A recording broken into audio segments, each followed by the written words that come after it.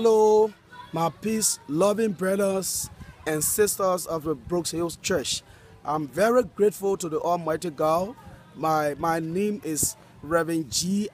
Gain. I'm the pastor of the Cornerstone Free Methodist Church in Liberia, specifically located in Grand Bassa County. And I was the host of our 5th annual convention in Liberia. And I also want to appreciate God ever so much and say very big thank you to the Brook Hills Church for their level of support to the church in Liberia. Most especially during our convention, you usually send people, most of our activities and projects here, you always part of it. And I'm over gratified to say God bless you. And I also want to say thank you for the level of commitment that you have made over the years for the church in Liberia once again.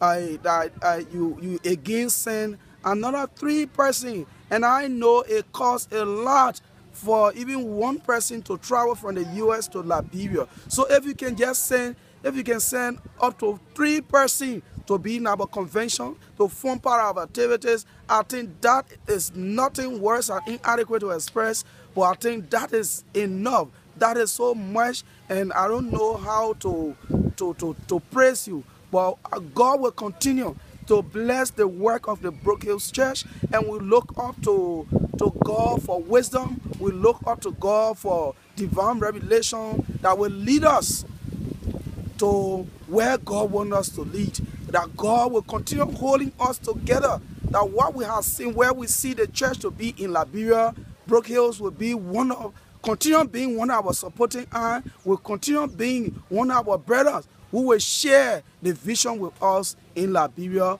Thank you. And once again, my brothers and sisters across the Atlantic Ocean, at the U.S., in Brook Hills, at the Brook Hills Free Methodist Church, I once again say thank you and may God bless you. I love you. This is Reverend Joseph Wakoli. I'm the National Task Force on Education in the Republic of Liberia for Free Methodists. I am pastoring Saving Faith Free Methodist Church in Monrovia in Lower Johnsonville. Thank you again. We are very pleased indeed to once again greet you. I'm greeting you from Grand Bassa, where we are having a convention right now. We have with us our brothers and sisters from Brook Hills. We have Judith, we have also Reverend Bryce, and we have Reverend Mark, and we have Reverend Mark Rice, or Brother Mark Rice. We are greeting you, telling you that indeed we are very appreciative of all the gifts, and we think, say, you are the best that we have ever had as a partner, and we think we are partnered in progress.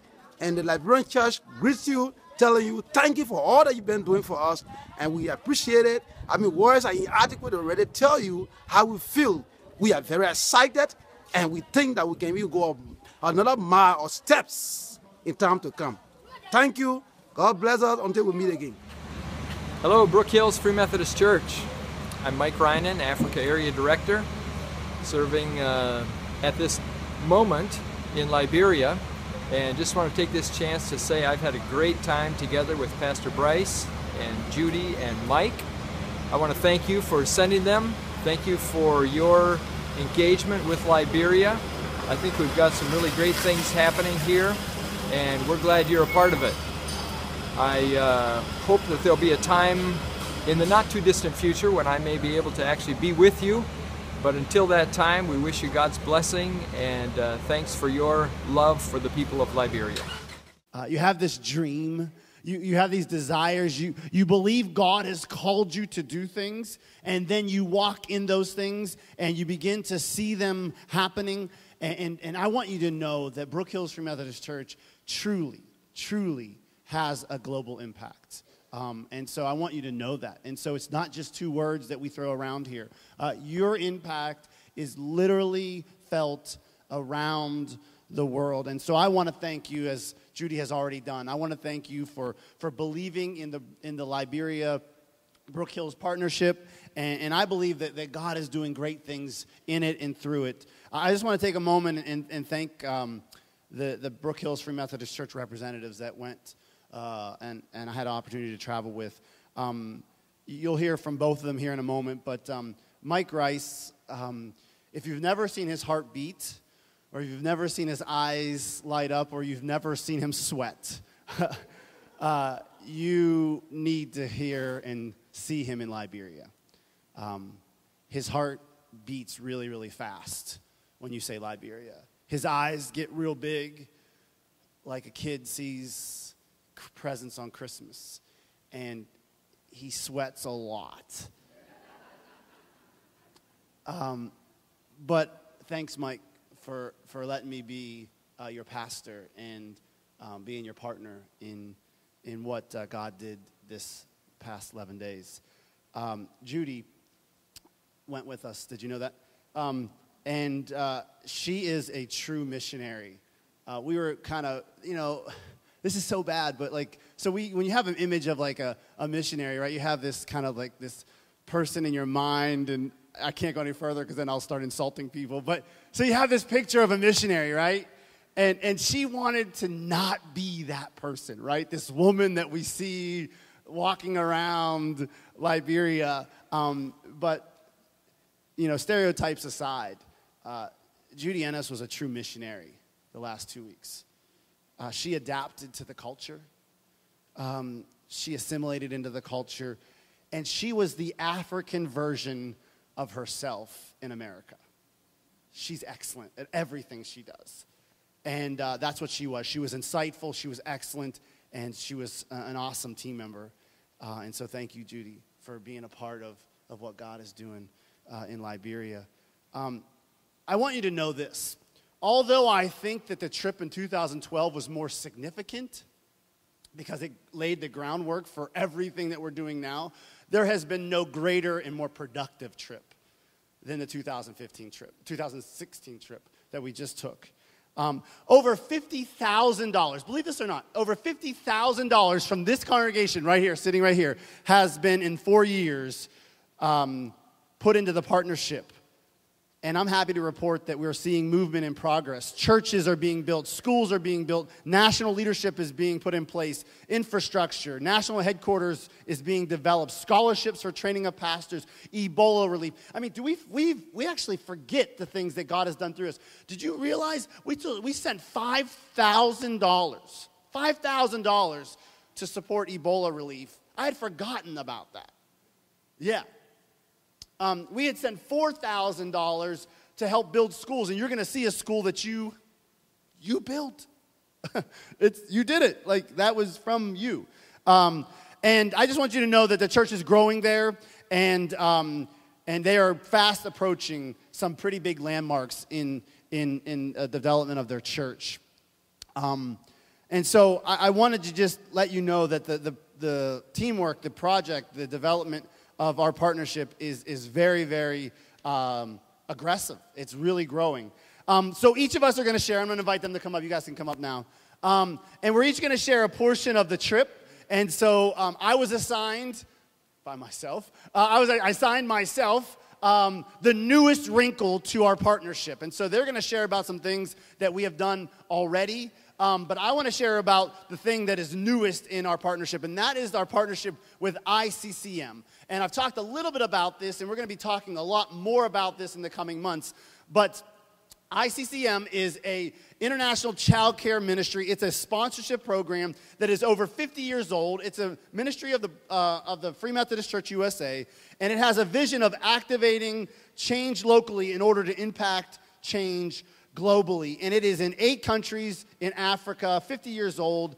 And we wanted you to know that that is something that we are working on. And so we went to a school, and I have a couple pictures that we want to show you. Not the first one, honey. That is my honey back there, right? Yeah. So here's the thing. So this is the school. This is in Zuzan. The town, no lie, the town that this church is in, it's Try and See. That is what it's called. Like, where do you live? I live in Try and See. And so this is the school before Brook Hills and the partnership. And I want to show you the next one. That is the school now. They grew out of it. And we have 4 schools functioning in Liberia. There's 4 schools functioning in Liberia. The National Board of Administration for the Liberian Church chose this school to be a part of the ICCM ministry. And so in this school, as soon as it popped up, they rose quickly to 119 students and 5 faculty members. But the reality is this. When we went there, we did not see 119 students and 5 teachers. We had heard that there was 119 and 5 students. When we actually got there, it was more like 60 students and 1 teacher.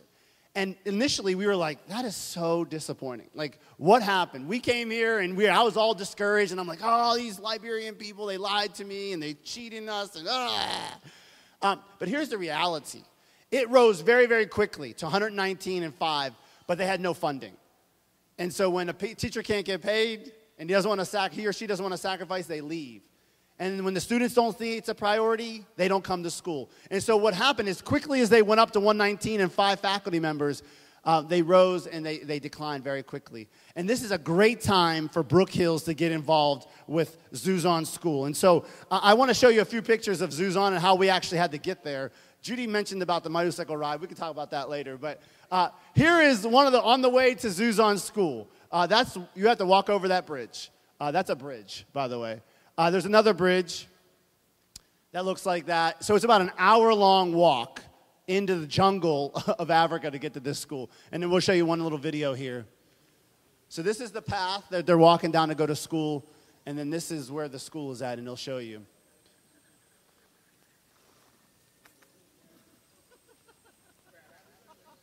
So there's the school. So we are partnering with Zuzon School and Pastor Nathaniel Keka, who's the pastor of that church, and we are hoping through sponsorship of children. While we were over there, we provided an orientation for the ICCM ministry, and we enrolled 30 students. And so a part of that orientation was a registration process. It was taking a picture of them. We had each of the parents and the children were there, and we instructed them on what it would be like, what the criteria was. And we're really, really excited. On May 22nd, we believe it's going to be our sponsorship day here. So it's going to take some time to process all of the paperwork and get the information to Indianapolis and then come back with those packets. But on May 22nd, we're going to be here, and you're going to have opportunity to sponsor one of the children that we met while we were in Liberia. And I just want to real quick tell you a little bit about what the benefits of the sponsorship are. Education, obviously, right? It's Christian education. There aren't many Christian schools, and so we are excited about providing Christian education for the kids in that village, that remote village. They each will receive clothes, food assistance. There'll be parental workshops. And if you know anything about sponsorship programs, they have communication both ways. So they'll be writing letters to us, and we'll be able to write letters to them. And this will truly be a relationship that we built. Vicki Rynan, Mike Rynan's wife, oversees ICCM in Africa. And as I mentioned already, Nathaniel Keka is the pastor of the church there. So I wanted to just kind of, in closing my part out about ICCM, is that let you know that over 2 days, passing through the jungle and over bridges, we arrived at this Zuzon school that you just saw. And I want you to know that you can have a mighty, mighty eternal impact in this school. We're really excited about helping see this school grow back up again, back to its 119 and 5 faculty members. And I believe Brook Hills is going to have a huge role in that through this ICC ministry. So often our partnerships have been about the whole church taking steps to embrace an entire part of a ministry. But this is very different. It is where you're going to have a one-on-one contact with a child, and that child and also the school will benefit from your sponsorship. So you'll be hearing a lot more about that. As I said, May 22nd, Dr. Linda Adams, the director of the ICCM ministry, will be with us, and we'll have opportunity to sponsor children that day.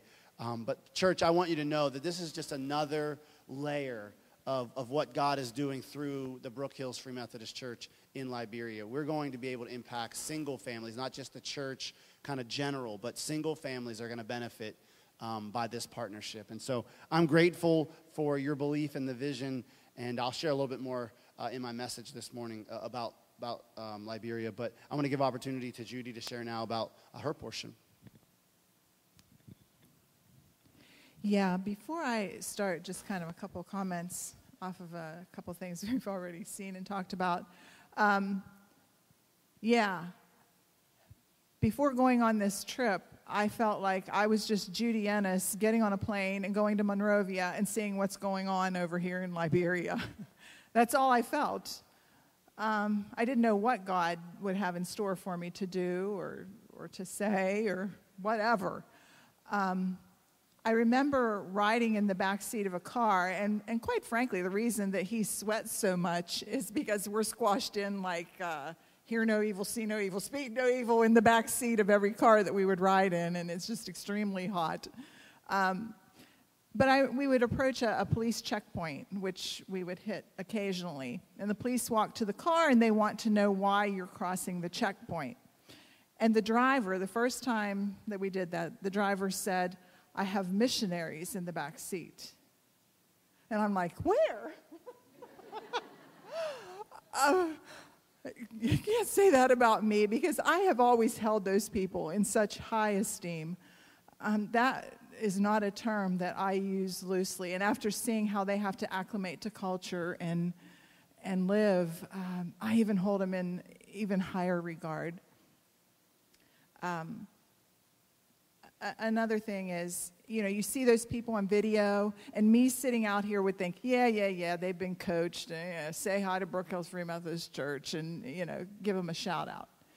Those men that you saw in that video were genuine. And when you walk in there, they love you. They do not know you whatsoever. They would never recognize your face other than maybe the color of your skin, that you're different. But they love you with a love that I never understood. How can you love someone like that across the sea that you've never met? And what they say to you in those videos is genuine. They expressed it every day. They were nothing but gracious, nothing but thankful, and they honored us in ways I'll probably never see again, and I'll never experience again. But they're truly genuine people. Okay, that wasn't even my part. We arrived in the dark in Monrovia at the airport, driving once again 2 hours in the back seat of a car to some city called Buchanan, which you can see down there. We knew we were in for quite a drive, but it was about 2 hours. And I'm thinking, we're going to get into the African culture here, but no, we listened to Wham and Kenny Rogers on the way, so I'm singing along with George Michael in the backseat of the car, unaware of my surroundings other than there are just people walking all over the road out in the middle of nowhere in the dead of night at all hours of the night, and I had no idea why, other than there was just constant beeping of horns for people to get off of the road. This was even out in the countryside. Walked into this hotel that time forgot a long, long time ago, not knowing what to expect. We get up in the morning. I ate something. Not real sure what it was, but it sat well, so we're good to go. We get in this car and drive, and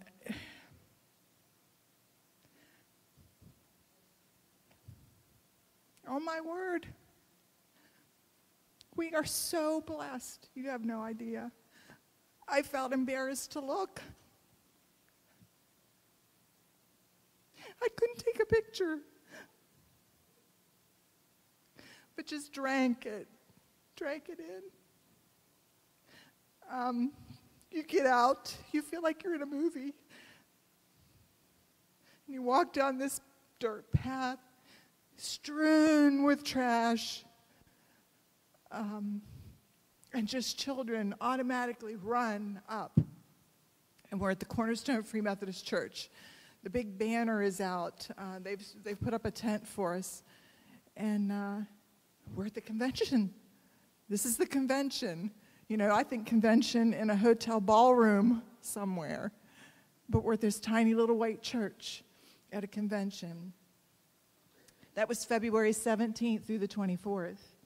It was called the 4th Annual Convention of the Liberia Mission District Free Methodist World Mission Church, held in the city of Buchanan in the Grand Bassa district of Liberia. It's their version of not general, but annual conference. Like we have a Pittsburgh Free Methodist Conference every year. This was what theirs was like. The African worship services were awesome. Probably everything that you kind of even think that they would be. The stereotypes are right. They aren't stereotypes at all. It's the way they worship. It's colorful. It's loud. It's drums.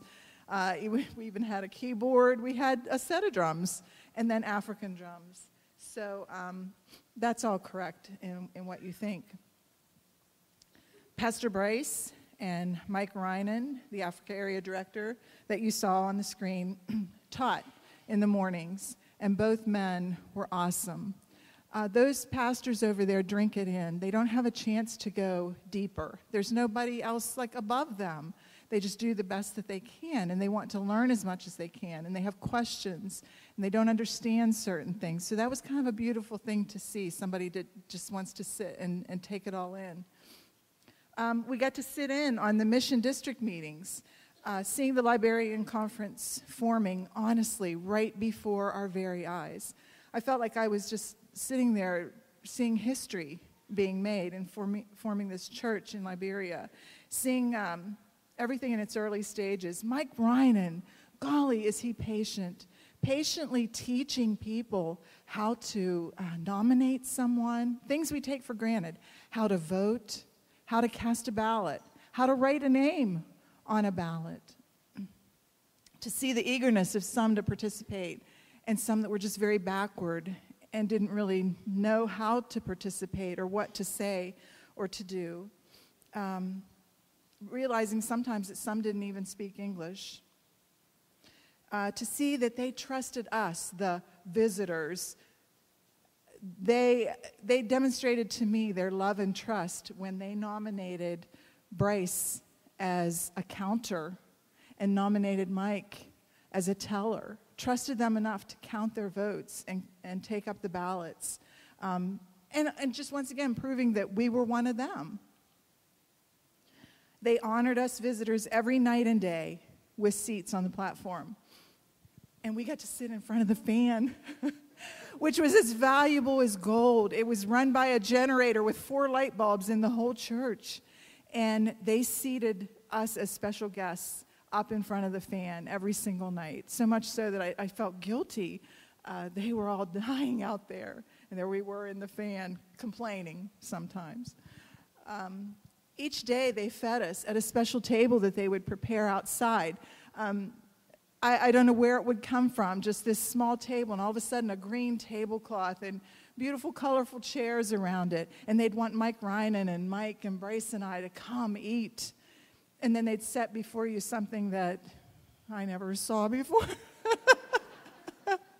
But I would give it a go, and we would eat each day. And just the quietness and gentleness of them being so patient. You know, they had nowhere else to go, and they weren't going to eat for another hour, but just sitting and watching us eat. It was almost like it was entertainment for them in some way. Bryce sat in on a MEG board meeting, which lasted almost as long as a meeting that Bryce would hold. He was gone a long, long time. Mike and I wondered if he would ever come back. That's the ministerial education and guidance portion of the Free Methodist Church. And they discussed issues that our church tackles, our denomination tackles back here in the States. They had a couple of major issues to deal with, and they were trying to make the best decisions that they could. Then they invited us to come to their BOA meeting, where Brook Hills was the focus of the 2 main items on the agenda. The first one was, which school should we allow Brook Hills Free Methodist Church to sponsor? And there was discussion about that, and we heard about the conditions of the schools, and that's where Bryce said we had heard there were 119 students at Zuzan School. So they thought that that would be the best way to send our sponsorship through ICCM. Then they discussed how our funds could best be utilized in 2016. And they made the following decisions. They think that it's best that some of our money go toward paying a portion of Rufus Kahn's wages as national leader. And those of you who were here last year remember him visiting us here in June. And Rufus makes very little money. For one thing, the churches have a difficult time raising that money to send in as their apportionment. And we found out that Rufus wasn't always getting his money. So we felt that we needed to set up another plan to start subsidizing that and then back our way off of that. And they also decided it would be best to use our money to assist in funding to cast the floor. If you remember, Rufus would say that. That means pour the floor, cast the floor in the Liberia National Headquarters of the Free Methodist Church, which is now only a foundation. With hopes of raising enough money by October so that they can at least get half of the floor cast. So it would be a wonderful thing if we could see all of that floor cast for their general conference or their conference headquarters, because that is a huge dream of Rufus's and of theirs. We participated in a communion service with honest-to-goodness torn-up pieces of bread and grape Kool-Aid as the wine, literally spooned into each communion cup. They don't have enough communion cups, so someone follows along behind with a bucket and collects them, and when they get enough, they run outside where women are waiting to wash them quickly to get them back in rotation again so everyone can have communion. And that's Mike Rynan preparing the communion. Saturday morning, there was a 2.5-mile parade through town with music and dancing and marching, and we all had on matching shirts, winding our way through town, back out into the countryside, and returning to Cornerstone Church. It was exciting to see that in their program, which, you know, you go to a conference or a church or something and you get one of these and you think, yeah, and you leave it on your seat or you throw it in the trash on your way out. You have no idea what was gone through to present something like this and produce it. The money that they had to use to do it was probably not easy to come by. Getting them actually printed and something put out on a computer or typed or something to get this into your hands, it's like kind of like gold. But I opened it up, and there are now, you think, yeah, there's Rufus's church and that Coley guy's church and some Isaac. Yeah, they have a church. There are 19 churches and preaching points in Liberia now. And the other day we got to see a beginning one that literally is in someone's room with just a few chairs around. And it's a start of a brand new church in Liberia. And we talked to the girl, and she is so excited. She and her brother are starting it. And they even have the banner up, Free Methodist Church outside, so they're good to go. To feel that the work of the Free Methodist Church can go on in a third world country made me feel proud. They love our denomination. They love what it stands for. And they want to promote it all around the nation of Liberia. And I just can't express the overall love and concern that they poured out to us as their BHFMC family. They truly do consider us brothers and sisters in Christ. And when we went to Coley's church the other day to visit, he introduced me as Sis Judy, their new big sister, which I thought was kind of cool, and I'm going to stick with that. That's kind of my report of what went on at the convention those 5 days that we were there. These are just some things in my mind. Bryce made fun of me one night. He's like, what are you writing down in that notebook? Because church was going on, and I'm writing in the notebook, just writing. And I said, I don't want to forget anything. Like, I want to remember what color the floor was. I want to remember what Rufus wore when he preached. I want to remember what those kids look like, and I'm just doing stream of conscious, just writing. But these are kind of some things that'll stick with me. Hey, you guys are lucky. At least Pastor Bryce says, if you're sleeping, you'll want to wake up. Because we soon discovered, not through personal experience, that there are 2 ushers that stand at the back with sticks. So if you're sleeping in church, They walk up and point with a stick, and if they can touch you, they poke you with it. So at least you get a warning. And everybody's reaction is the same. Once they're poked, they're like, oh, no, me? No, I wasn't sleeping. That's universal. Riding in a car with the windows down. You know how long it's been since I've even done that? Just everything blowing all around. It was just like being a kid again. I felt like I was a little girl again. The smell of smoke in the air. It's like you're constantly at a bonfire. It's the way they cook. It's the way they burn off the land. And if we're lucky, they will gather up that trash and they start to burn it. So your clothes smell like wood smoke. Your backpack smells like wood smoke. But that's the smell of Africa to me. The red dust. I guess when you think that you're close to the desert, that does not compute somehow, that it will be dusty. But it is everywhere. It's in everything. It's in your underwear when you take it off. When you stand in the shower, there's just red that runs down and off of you and in the drain. It's in every crevice.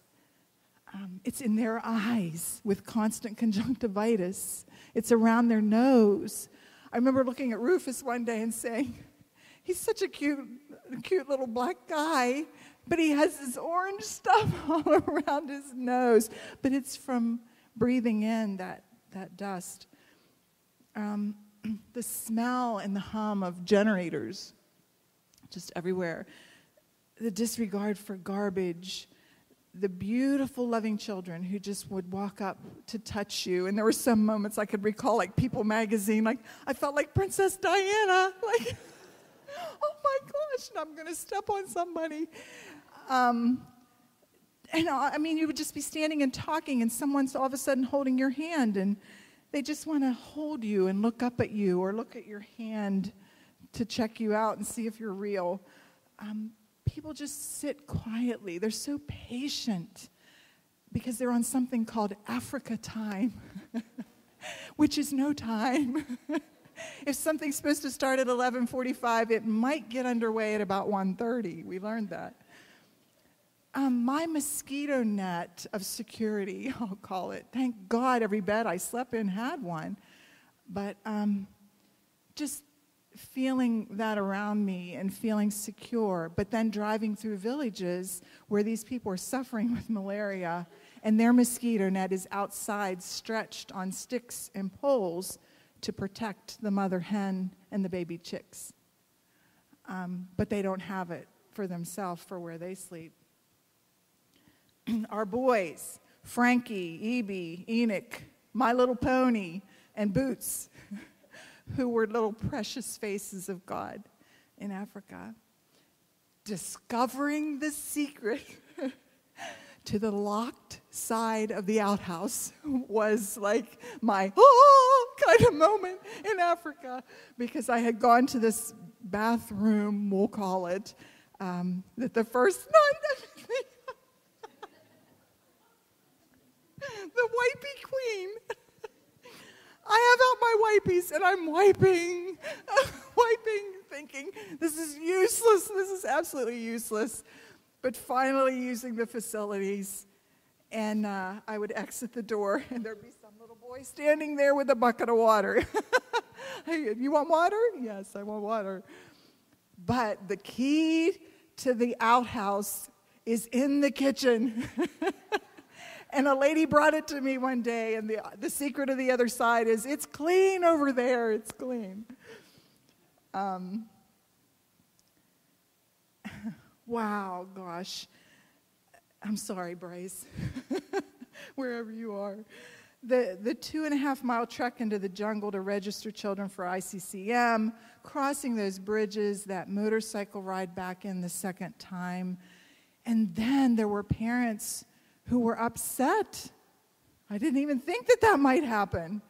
They wanted their children registered too, because Bryce said there were like 60, but we couldn't take them all. And I thought, good grief, we're like outnumbered here big time. What's going to happen?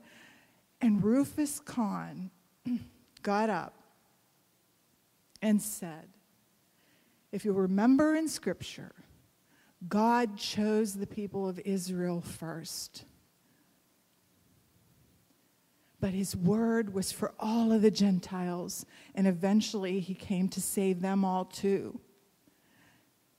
And it was something they could understand and something they didn't argue with. That, yes, initially first, these will be the chosen children. But what's done for them is going to benefit all of you. And I thought, that man is a genius, a pure genius.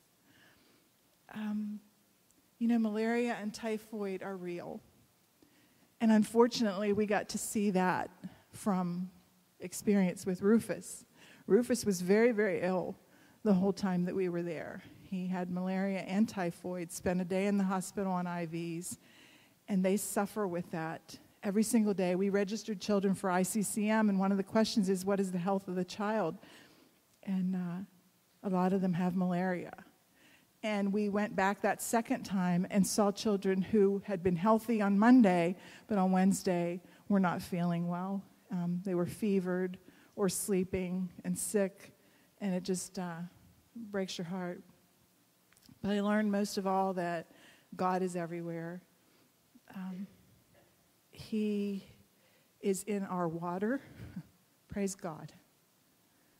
He is in a mosquito net. He's in our rickety car that we rode 60 miles an hour in with maybe 3 lug nuts and a jar of gas and no seat belts, and I don't know how we got from place to place. He's in an airport in Brussels. He's in the luggage distribution at the Monrovia Airport, a whole other story. He's in the dust. He's in the face of children. He's even in the Sparks Hotel. And he's in the jungle this morning. And he's at Brook Hills Free Methodist Church this morning. He's everywhere.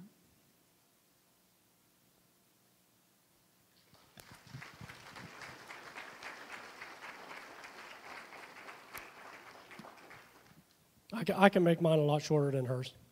I'm out of my box here, so just be patient with me. But the Lord blessed us this whole trip, from the very beginning clear till the end last night when we landed, when we got back here to the church and we got to see our children and the friends that we have here at the church that were smiling and very welcome. And I want to say thank you to all of you for all of your prayers and all of your support while we were there. Pastor Bryce and Judy made the trip so much better than I could ever even imagine. We had a lot of laughter, a lot of fun.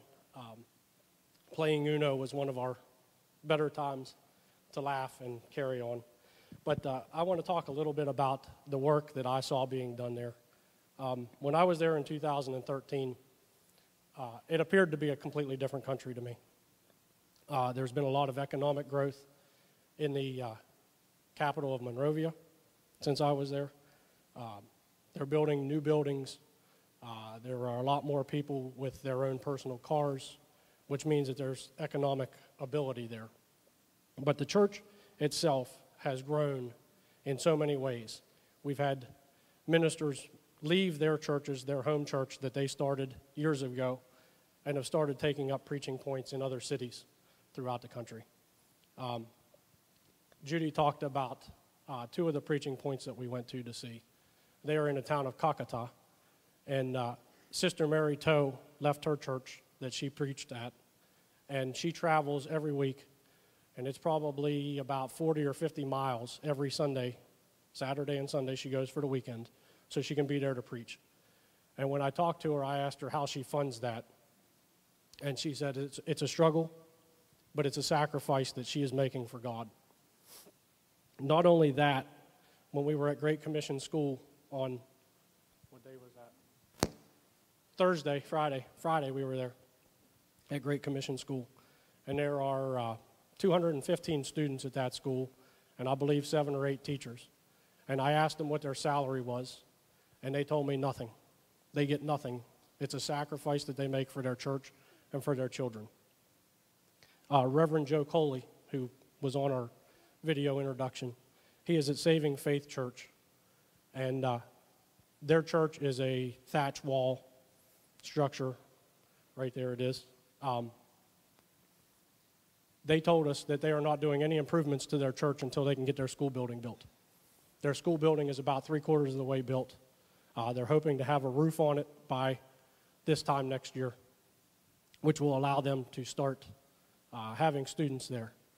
When I asked them how they're going to run the church, Reverend Coley told me he's a school teacher at an academy there, and he told me, he said, I'm going to sacrifice. I'm giving up my job to run this school for the church.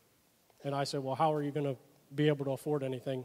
And he told me his wife does selling, which means she buys goods and resells them, kind of like our Walmart, very small though. Those are the sacrifices that those people are making. Not only for themselves, but they do it for us. Because when we're there, we can see the smiling faces of the children that we know, that I know for a fact, that our money, I know we work hard for our money, but God has blessed us with all that money to be able to send to them, to help them out, to be able to just give a small portion of what we have to make a huge impact in their country. A couple of the things that Judy talked about, the mosquito net, I didn't do it.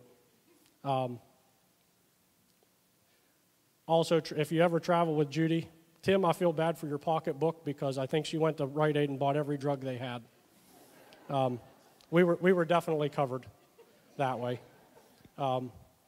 We were joking on the plane yesterday, coming back a little bit when I spoke. Of course, I have many words in my vocabulary. Bryce said I said 10 yesterday on the flight, but I wasn't feeling well yesterday. I didn't want to leave there. I truly wanted to stay.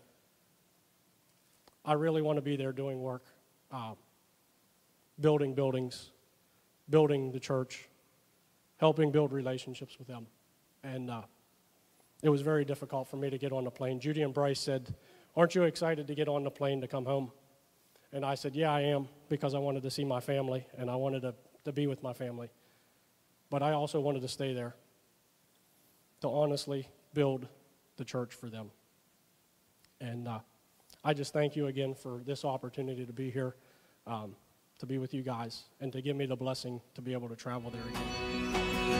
On the altar of our praise, let there be no higher name. Jesus, Son of God, you laid down your perfect life.